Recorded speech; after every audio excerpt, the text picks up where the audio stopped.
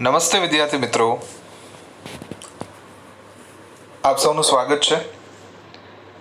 ધોરણ 10 સામાજિક વિજ્ઞાનના લેક્ચરની અંદર આપણે પાછળના લેક્ચર્સની અંદર જોયેલું હતું બજાર પદ્ધતિનો અર્થ શું થાય છે, બજાર પદ્ધતિની અંદર કઈ રીતે અર્થવ્યવસ્થા ચલાવવામાં આવે છે, તેમજ તેના લાભ અને અલાભ શું શું છે.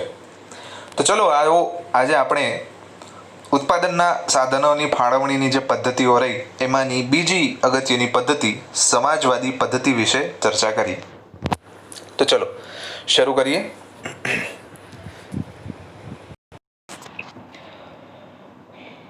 બજાર પદ્ધતિની અનેક ખામીઓ તથા નિષ્ફળતાના પરિણામે સમાજવાદી પદ્ધતિનો ઉદ્ભવ થયો.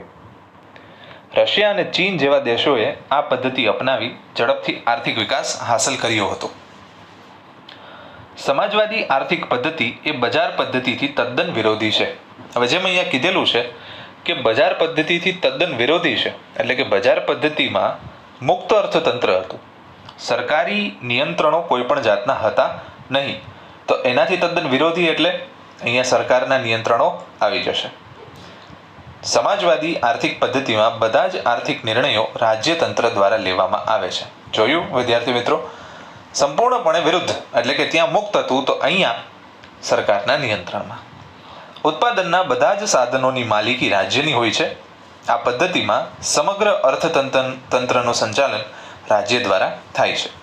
ઉત્પાદન, મૂડીરોકાણ, સાધનોની ફાળવણી, ઉત્પાદનની વહેંચણી વગેરે સમાજની જરૂરિયાતને ધ્યાનમાં રાખીને રાજ્ય દ્વારા કરવામાં આવે છે. તો આ સમાજવાદી પદ્ધતિની અંદર આપ સૌ ટિકમાર્ક કરવાની જે વસ્તુઓ એ ખાસ કરી લેજો. હું જે અંડરલાઈન કરું છું એ વસ્તુ આપણે ટિકમાર્ક કરવાની છે, બરાબર? આટલી વસ્તુઓ વિડીયો પોઝ કરીને પણ તમે કરી શકો છો, પછી આગળ વધી શકો છો, બરાબર? ચલો આગળ વધીએ. સમાજવાદી પદ્ધતિમાં કેન્દ્ર સ્થાને નફો નહીં પણ સમગ્ર સમાજનું કલ્યાણ રહેલું હોય છે. જેવી રીતે મુક્ત અર્થતંત્ર એટલે કે બજાર પદ્ધતિ હતી એની અંદર માત્ર નફો કેન્દ્ર સ્થાને હતો, જ્યારે સમાજવાદી પદ્ધતિની અંદર સમગ્ર સમાજનું કલ્યાણ આગળ રહેલું હોય છે. ચીજ વસ્તુઓનું ઉત્પાદન અને ભાવો રાજ્યો દ્વારા નક્કી થાય છે, જ્યારે રાજ્યોએ નક્કી કરેલા ઉત્પાદનના લક્ષ્યાંકોને સિદ્ધ કરવાની જવાબદારી રાજ્ય સંચાલિત કારખાનાઓની હોય છે.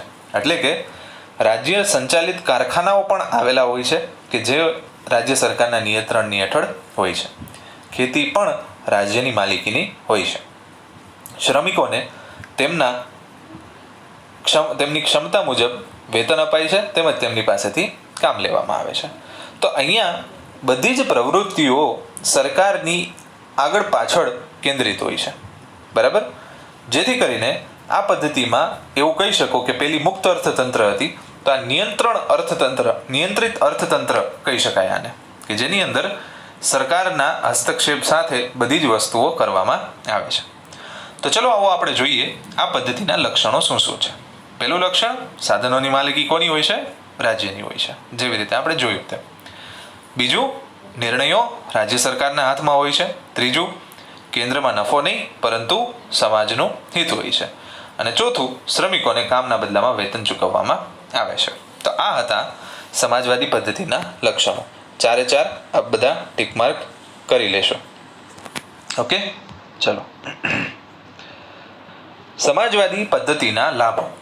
આ પદ્ધતિનો લાભ શું થાય છે? તો સૌથી પહેલો લાભ જે રહ્યો કે અહીંયા અગત્યની અને પ્રાથમિક જરૂરિયાતવાળી વસ્તુઓનું ઉત્પાદન સૌથી પ્રથમ અને ત્યારબાદ મોજ શોખની વસ્તુઓનું ઉત્પાદન કરવામાં આવે છે. એટલે કે ખોરાક, કપડાં અને રહેઠાણની જરૂરિયાતો પ્રાથમિક જરૂરિયાત કહેવાય, તો એને લગતી વસ્તુઓનું ઉત્પાદન પ્રાથમિકતાના ધોરણે કરવામાં આવે છે. જ્યારે મોબાઈલ છે, કાર છે, મોટરસાયકલ છે, આ બધી મોજ શોખની વસ્તુઓ રહી અથવા તો જે લક્ઝરિયસ વસ્તુઓ કહી એનું ઉત્પાદન ગૌણ ગણવામાં આવે છે. આ પદ્ધતિમાં નિર્ણયો બધા રાજ્ય સરકાર લે છે, જેથી કરીને એ પર્યાવરણનું નિકંદન નીકળવા દેતા નથી. આવકની અસમાનતા દૂર થાય છે, તેમજ ગ્રાહકોનું શોષણ નથી થતું. તો આ હતા આ પદ્ધતિના લાભો. હવે જોઈશું આપણે આ પદ્ધતિની મર્યાદાઓ વિશે. આ પદ્ધતિની મર્યાદાઓમાં મુખ્યત્વે સૌથી પહેલી વસ્તુ, ઉત્પાદનના સાધનોની મુખ્ય માલિકી રાજ્યની હોય છે, જેથી કરીને ઉત્પાદન વધારવા તરફ દુર્લક્ષ સેવવામાં આવે છે. એટલે કે ઉત્પાદનમાં વધારો કરવા માટે પૂરતું ધ્યાન આપવામાં આવતું નથી.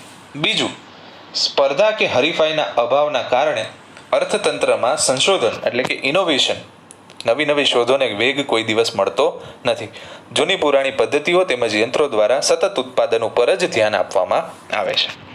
વ્યક્તિગત સ્વાતંત્ર્ય જળવાતું નથી, એટલે કે કોઈ મહત્વાકાંક્ષી વ્યક્તિ હોય ને એને પોતાનો ઉદ્યોગ સ્થાપવો હોય તો એ સ્થાપી શકતો નથી. રાજ્યના સંપૂર્ણ હસ્તક્ષેપના કારણે અમલદારશાહીનો ભય ઊભો થાય છે. એટલે કે રાજ્ય સરકારની અંદર જે કર્મચારીઓ કામ કરે છે એ કર્મચારીઓના જ નિયંત્રણમાં આ બધી વસ્તુઓ એટલે કે કારખાનાઓ છે, ખેતી છે, બીજા બધા ઉદ્યોગો છે આવતા હોવાથી એમની ઇજારાશાહીનો ભય રહેલો હોય છે. બરાબર. તો આ હતી સમાજવાદી પદ્ધતિની મર્યાદાઓ. આપ બધાએ ટીક માર્ક કરી લીધેલી હશે. હવે આગળ વધીએ. મિશ્ર અર્થતંત્ર. બજાર જોઈ, સમાજવાદી પદ્ધતિ જોઈ. હવે બેયને મિક્સ કરી નાખો તો એ થઈ ગયું મિશ્ર અર્થતંત્ર. જેવી રીતે ચાઇનીઝ રેસ્ટોરન્ટમાં તમે જાઓ તો પેલા મંચુરિયન અલગ હોય, નૂડલ્સ અલગ હોય, રાઈસ અલગ હોય. પછી તમે એમ કહો કે ચાઇનીઝ ભેળ ખાવી છે એટલે મંચુરિયન નાખે, નૂડલ્સ નાખે અને રાઈસ નાખે. ત્રણેય ભેગું કરી મસાલો નાખી સોયા સોસ નાખીને જે તમને આપી દે એને કહેવાય ભેળ, એટલે કે બધુંય ભેગું. તો એવી જ રીતે પહેલા સમાજવાદી પદ્ધતિ અલગ હતી, એની લાક્ષણિકતાઓ અલગ હતી, બજાર પદ્ધતિ અલગ હતી. પરંતુ મિશ્ર અર્થતંત્રની જ્યારે વાત આવે ત્યારે આ બે પદ્ધતિઓનું મિશ્રણ એટલે મિશ્ર અર્થતંત્ર. બરાબર. બંનેની અમુક મર્યાદાઓ હતી, બજાર પદ્ધતિની અને સમાજવાદી પદ્ધતિની. હવે આ મર્યાદાઓને દૂર કરીને આપણે સુમેળ સાધવાનો છે. તો એના માટે આ બંને પદ્ધતિની મર્યાદાઓ દૂર કરી અને બંનેના લાભોને મિશ્રિત કરીને એક નવી જ પદ્ધતિ અપનાવવામાં આવે છે, જેને કહેવાય મિશ્ર અર્થતંત્રની પદ્ધતિ. ચલો આવો જોઈએ. મિશ્ર અર્થતંત્ર એટલે એવી આર્થિક પદ્ધતિ કે જેમાં જાહેર અને ખાનગી ક્ષેત્રનું સહ અસ્તિત્વ હોય અને આ બંને ક્ષેત્રો એકબીજાના હરીફ નહીં પરંતુ પૂરક બનીને કામ કરતા હોય. તો જ્યારે બી તમને વ્યાખ્યા આપવાનું કહેવામાં આવે કે વ્યાખ્યા આપો મિશ્ર અર્થતંત્ર, તો હું નથી માનતો કે આનાથી કોઈ સારી વ્યાખ્યા તમારી પાસે હોઈ શકે. એવી પદ્ધતિ કે જેની અંદર ખાનગી તેમજ જાહેર ક્ષેત્રનું સહઅસ્તિત્વ હોય અને બંને એકબીજાના હરીફ નહીં પરંતુ એકબીજાના પૂરક બનીને કામ કરે. જેવી રીતે ખાનગી વિભાગમાં ખેતી, વ્યાપાર, નાના વપરાશી માલના ઉદ્યોગો વગેરેની માલિકી વ્યક્તિગત કે ખાનગી હોય છે. જ્યારે ભારે ઉદ્યોગો છે, સંરક્ષણ સામગ્રીના કારખાના, રેલવે, વીજળી, રસ્તાઓ, સિંચાઈ વગેરેના પાયાના ચાવીરૂપ ક્ષેત્રોની માલિકી રાજ્યની હોય છે. તો આ મુખ્યત્વે બે વિભાગ પડેલા છે મિશ્ર અર્થતંત્રમાં કે નાના ઉદ્યોગો, ખેતી, કારખાના તેમજ વ્યાપાર આ બધું ખાનગી વિભાગમાં આવે છે. જ્યારે ઉચ્ચતમ વર્ગ જે કયો એટલે કે ભારે કારખાના કયો, સંરક્ષણને લગતા સાધનોનો બનાવટ કયો, આ બધી વસ્તુઓનો સમાવેશ જાહેર ક્ષેત્રમાં થાય છે. આ પદ્ધતિમાં બજારો સંપૂર્ણપણે સ્વતંત્ર હોતા નથી. સરકાર દ્વારા જુદી જુદી રીતે અંકુશો મુકાતા હોય છે. જેમ કે સમાજમાં અનિચ્છનીય વસ્તુઓનું ઉત્પાદન થતું અટકાવવા તેના પર રાજ્ય દ્વારા ઊંચા કરવેરા નાખવામાં આવે. તો એવી જ રીતે પછાત વિસ્તારોમાં ઉદ્યોગો સ્થાપવા માટે રાજ્ય દ્વારા સબસિડી, કરવેરામાં રાહત વગેરે જેવા પ્રોત્સાહનો આપવામાં આવે છે.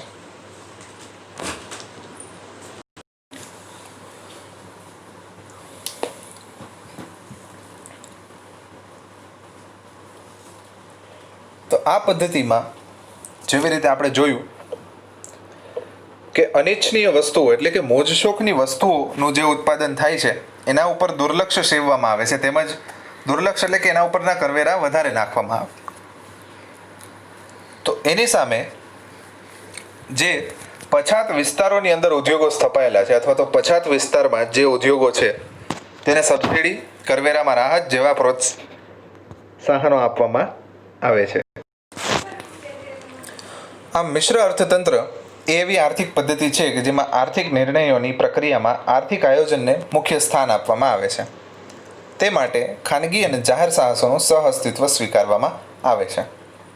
એટલે કે કોઈ પણ આર્થિક પ્રક્રિયા અથવા તો આર્થિક નિર્ણયો કરતા પહેલા એનું આર્થિક આયોજન થાય છે અને એ આયોજનની અંદર ખાનગી તેમજ જાહેર ક્ષેત્રનો સમાવેશ કરવામાં આવે છે.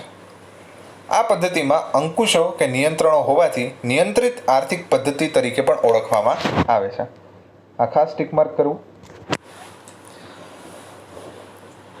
પ્રશ્ન એ રીતે પૂછી શકાય છે કે મિશ્ર અર્થતંત્રને બીજા કયા નામે ઓળખવામાં આવે છે? નિયંત્રિત આર્થિક પદ્ધતિ. ભારત અને ફ્રાન્સ વગેરે દેશોમાં મિશ્ર અર્થતંત્ર જોવા મળે છે.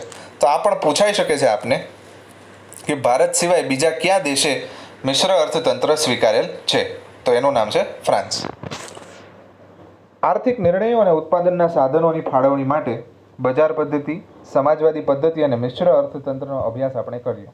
પરંતુ આજે વિશ્વના કોઈ પણ દેશોમાં સંપૂર્ણપણે બજાર પદ્ધતિ કે 100% સમાજવાદી પદ્ધતિ અમલમાં નથી. કારણ કે બંને પદ્ધતિઓની અંદર એકમાં ખાનગી ક્ષેત્રનું પ્રભુત્વ 100% છે, તો એકની અંદર સરકારી ક્ષેત્રનું પ્રભુત્વ 100% છે. બંને પોતાના ગેરલાભો ધરાવે છે. બંને પદ્ધતિઓ પોતાનું વિશિષ્ટ સ્વરૂપ ગુમાવી મિશ્ર અર્થતંત્રમાં ભળી ગઈ છે.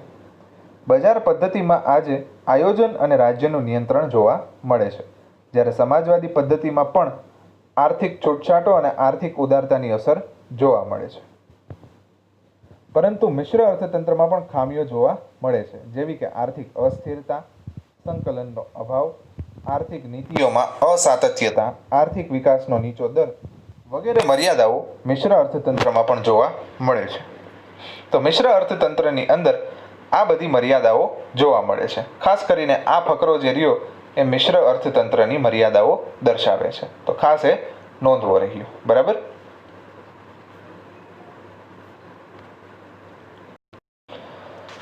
હવે જોઈએ આપણે સ્વાધ્યાયના પ્રશ્નો વિશે હું થોડીક વિગતવાર તેમજ ટૂંકી ચર્ચા કરી દઉં તમારી સમક્ષ. પ્રશ્ન નંબર 1. નીચેના પ્રશ્નોના સવિસ્તર ઉત્તર લખો. એની અંદર સૌથી પહેલો પ્રશ્ન જે તમને કીધેલો છે, વિકાસશીલ અર્થતંત્રના 5 લક્ષણો.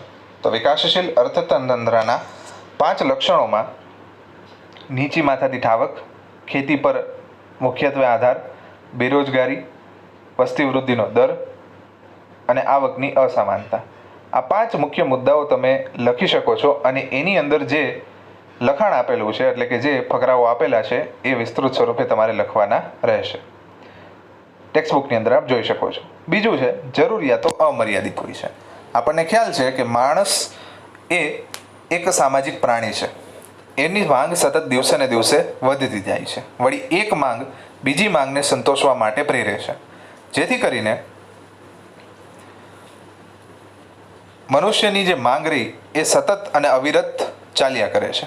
એના લીધે એ અમર્યાદિત છે. આ પણ ફકરાના સ્વરૂપમાં આપની ટેક્સ્ટબુકમાં આપેલું છે. મેં જે મુજબ ચર્ચા કરી એ મુજબ જ છે. તો આપ એમાંનો રેફરન્સ લઈને પણ લખી શકો છો. ત્રીજું, બજાર તંત્રની મર્યાદાઓની ચર્ચા કરો. બજાર તંત્રની મર્યાદાઓ.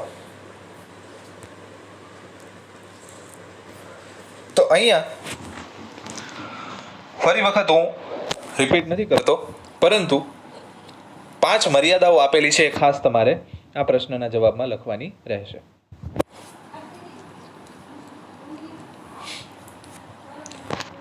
ચોથું, મિશ્ર અર્થતંત્રમાં સાધનોની ફાળવણીની ચર્ચા કરો. તો જેવી રીતે આપણે અહીંયા જોયું, સાધનોની ફાળવણી મિશ્ર અર્થતંત્રની અંદર. તો સાધનોની ફાળવણી એટલે કે જે ઉદ્યોગો આપણે જોઈએ છીએ એ ઉદ્યોગોની અંદર સાધનોની ફાળવણી કઈ રીતના છે એના આધારે મિશ્ર અર્થતંત્રમાં કેવી રીતે કામગીરી થાય છે એ જોવાની રહેશે. તો એની અંદર કયો વિભાગ તમારે લખવાનો છે ખાસ? આ પદ્ધતિમાં ખાનગી વિભાગમાં ખેતીથી લઈને માલિકી રાજ્યની હોય છે ત્યાં સુધી તમારે ખાસ લખવાનું છે. એટલે કે 2 વિભાગ કઈ રીતના પાડવામાં આવે છે, ખાનગી અને જાહેર ક્ષેત્રનો. તો આટલો તમારો જવાબ હોવો જોઈએ.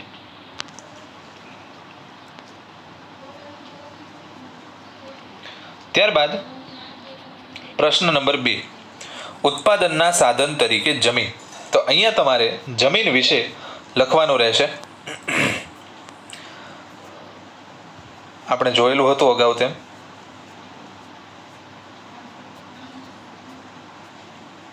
જમીન સામાન્ય રીતે ઉપરનું પડ જ નહીં, પરંતુ જમીનની ઉપર સમાવેશ થતા જંગલો, ખનિજો, ધાતુઓ, પર્વતો, આ બધાનો સમાવેશ જમીનની અંદર થાય છે. તો આ ફકરો આખે આખો રહ્યો એ તમારે લખવાનો રહેશે.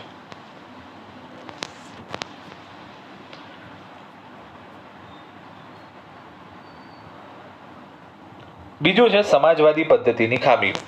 તો સમાજવાદી પદ્ધતિની અંદર સરકારનું નિયંત્રણ હોય છે, ઉદ્યોગોને પ્રોત્સાહન મળતું નથી, વ્યક્તિગત સ્વતંત્રતા જળવાતી નથી. આવી બધી ખામીઓ જે ચાર રહી એ તમારે ખામીઓ અહીંયા લખવાની રહેશે. પછી છે આર્થિક વૃદ્ધિ અને આર્થિક વિકાસ વચ્ચેનો તફાવત ચર્ચો. તો આર્થિક વૃદ્ધિ અને વિકાસ વચ્ચેનો મુખ્ય તફાવત કયો છે? તો જ્યારે વિકસિત દેશો આર્થિક વિકાસ કરે તો એને આર્થિક વૃદ્ધિ કહેવાય, અને વિકાસશીલ દેશો આર્થિક વિકાસ કરે એને આર્થિક વિકાસ કહેવામાં આવે છે. બરાબર.